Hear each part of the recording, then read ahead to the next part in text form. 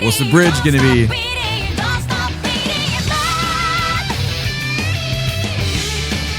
Hell yeah.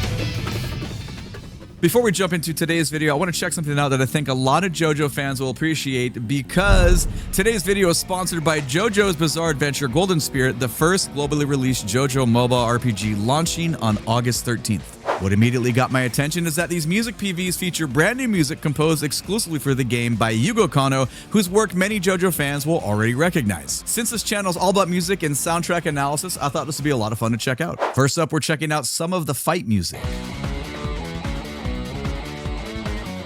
It's very JoJo's to have the guitarist and bass player play the line together in unison against that kind of drum set groove.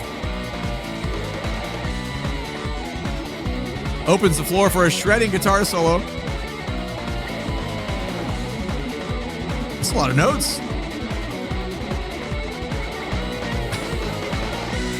That works perfect for a fight sequence because it's so much energy that's being pushed forward and just kind of matches the tone of the game. Next up is a piece called Quiet Tone Music.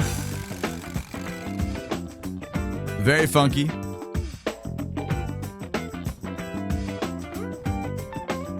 Oh, that guitar line. It's all about the tone of the bass and how that locks in with the kit drummer, with the auxiliary percussion. The guitarist playing us some beautiful stuff, though. Yeah, this is kind of like lock in, groove out. I like both the tracks. This one, though, a little bit more my speed. If you're a JoJo fan, pre-registration is open now on iOS and Android, and the community is getting close to unlocking all of the milestone rewards, including super rare Joseph Joestar before launch. The game officially launches worldwide on August 13th, so if you want to check it out, the link for that is down in the video description below, as well as the pinned comment. Okay, back to the main video. Hell yeah. I love this intro.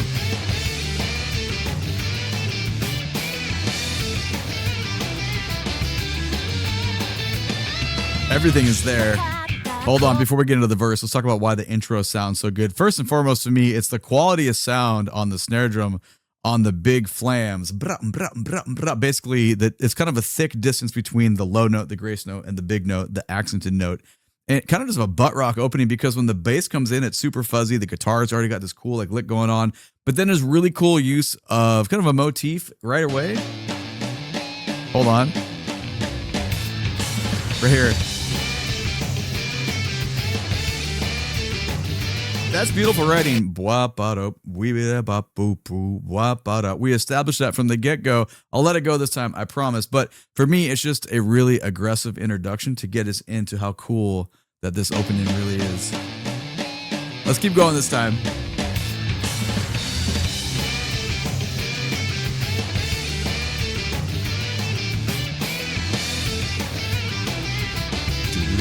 Cool bass lines walking up there. Here we go.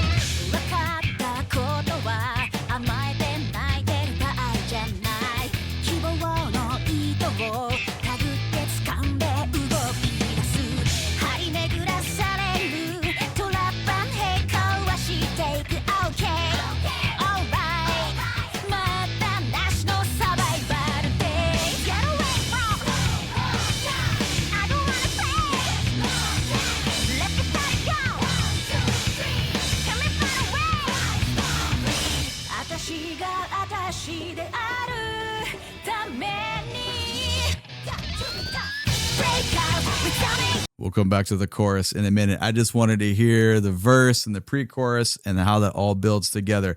Okay, obviously, as we drop out of the introduction, the energy completely shifts with how the tones are being used, but nothing within the rock like genre of that doesn't go away.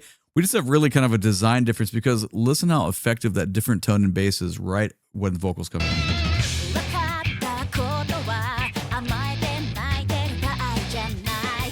We still have fuzzy properties on the bottom, but they're not long articulations. We're not getting long notes. You get way more slap and pop versions with that like fuzziness still happening, but that allows like just a little bit of, not a little bit, quite a bit of like this kind of syncopated funkiness against the drummer that's just playing it in the pocket rock beat.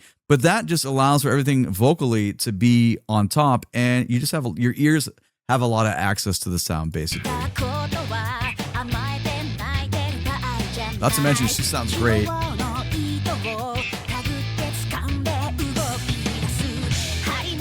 That's where we get our first booty doody dee. Now every time, well, I think I'm on episode 34, but of part 6. But for the chunk that this opening was for, I was always like, oh man, let's Led Zeppelin, like a whole lot of love. You know what I'm talking about? Like obviously some inspiration there, but it sounds really great. Back a couple seconds here.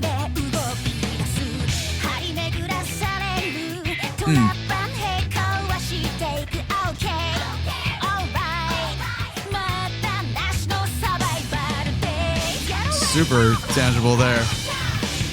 Obviously right here, splash, splash, splash. We get much more open, wet sound in the cymbals, and the rhythm sections kind of just locking into the thickness of that sound, which is very different from the that we just had going on earlier between drums and the mentioned bass lines that we're getting. But it's very addicting to listen to because it just grooves, man. It's very rock bass and it grooves really well. Back 5.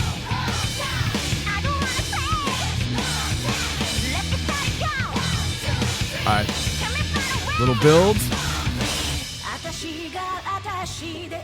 Now we drop in with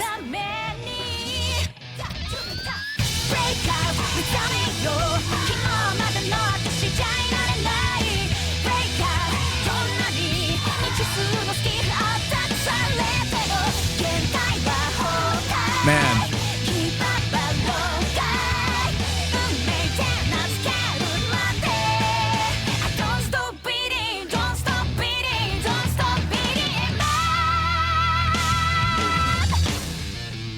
And now we're about to go somewhere new for me because I've only heard the anime length. But let's talk about the chorus first. Let's go back. The chorus really hits. I mean, let's be real. The whole song hits the whole time. Everything is really well composed here.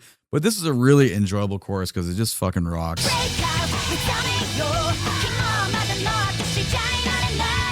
Melody is well designed within the vocal line. Obviously, I'm not singing what it really is. But it's really easy to grab onto those like interval designs, and they're little like they have like little interactions with the harmonies between each other and little shout backs. It's like it's aggressive but cute at the same time. Does that make sense? So it's a very easy listen to put on your ear.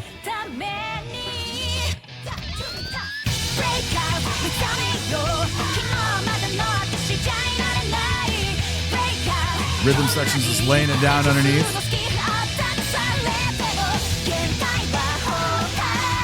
I mean, obviously, vocal phrasing, boom, bum, boom, bum, bum. Like the rhythms that we're getting, we get all these long variations compared to what we just had a moment ago.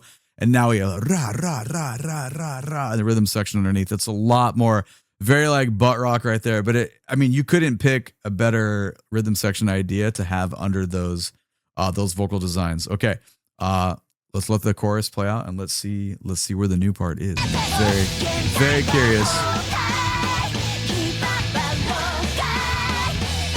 Cool use of rhythm coming up right here. 2, 3, and.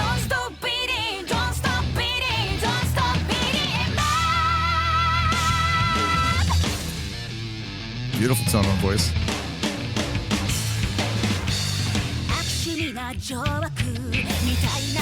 Okay. Haven't heard this verse yet.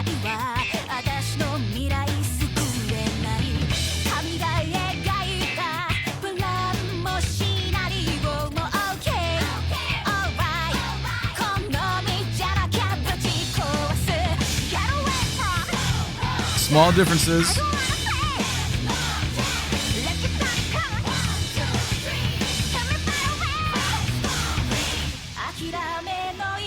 I'm curious if we drop into chorus again and go somewhere else.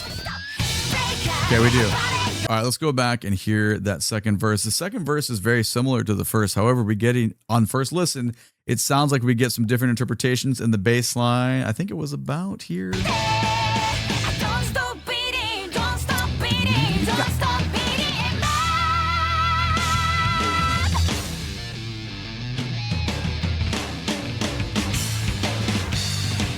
Man, as we came into that, that little isolated guitar track, and then we get bra bra bra bra. That, remember we talked about those fat flams at the beginning? They're way more exposed right here than they were at the top because there's other stuff going on. I just want to let's just go back for the fat flams. Hold on. This is like 6 seconds back.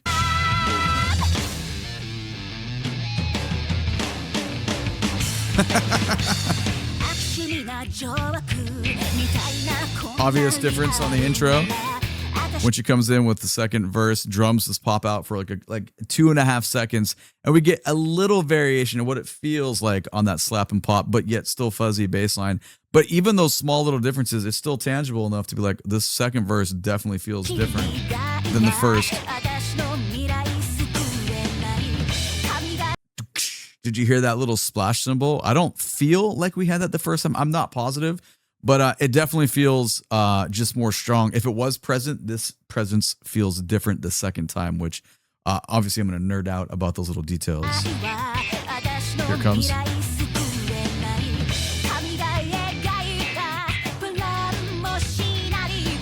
Overall, the glissandos in the bass line, though, and how that locks it with drums, with the other poppy stuff, that feels similar.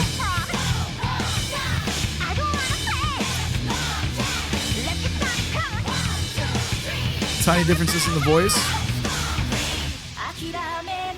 Let's see if second chorus is the same. Small little vocal difference there.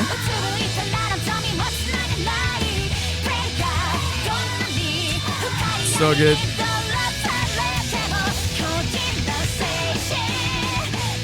Very familiar feeling.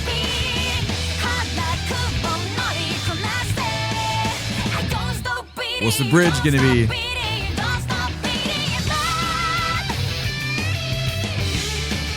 Hell yeah.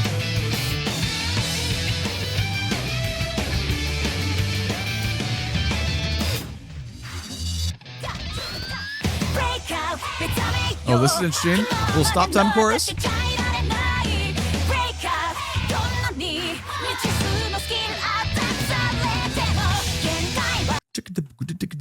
That's very cool. Let's go back. The bridge, it's so short-lived. I could have taken like 1.5 minutes of that. Little guitar feature, little energy shift. Hold on. It's around it. Let's just go back to like 228.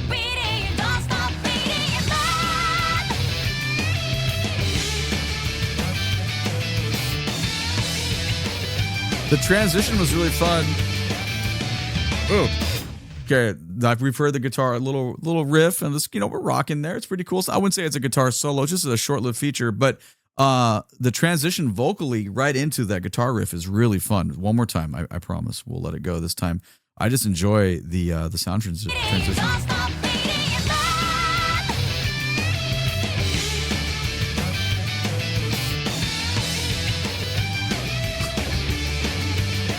Okay, drummer. That was interesting. What was that? Little reverse designs here to come into this? Hold on. Let's go back like 6 seconds. What's going on in the... Here. That's interesting. But... space. Little stop time hits there. Ensemble hits with the rhythm section, allowing the vocals to do their thing. It's really... We're in the same piece. We're in the same chord progression. Vocal, those are the same. It's the same like intervals, same melody. But it's just like kind of like a slap in the face of like, hey, pay attention again, because it's a massive audio palette reset. But it's super effective. We talk about this all the time in all the pieces that we review. But it's a very common writing tactic,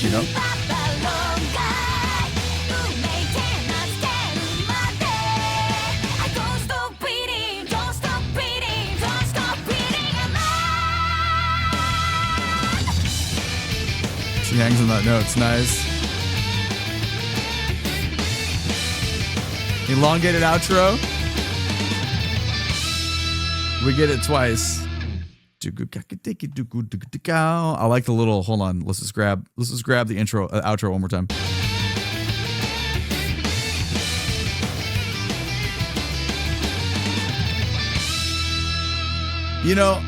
I've said it a million times in the reactions, but with the booty beep, that obvious kind of Led Zeppelin callback, the way the guitar is played in this track and some of the bass lines and the style of that like era of groove, it just really is super suggestive of that kind of rock, which is awesome. I mean, for someone like me, I really like that kind of music. I feel like any proximity to rock, you're probably going to dig this opening regardless of watching the anime or not. If you're just a fan of rock music in general, or just really any kind of proximity to this, a little bit heavy. It's not super heavy, just a tiny bit, it'd be pretty difficult to not enjoy this, is what I'm trying to say. Vocally on top, they're amazing. Like, she sounds like a rock star. They sound like a rock star. So very, very, very enjoyable. Anyway, I loved it. Let me know what you think down in the comments below.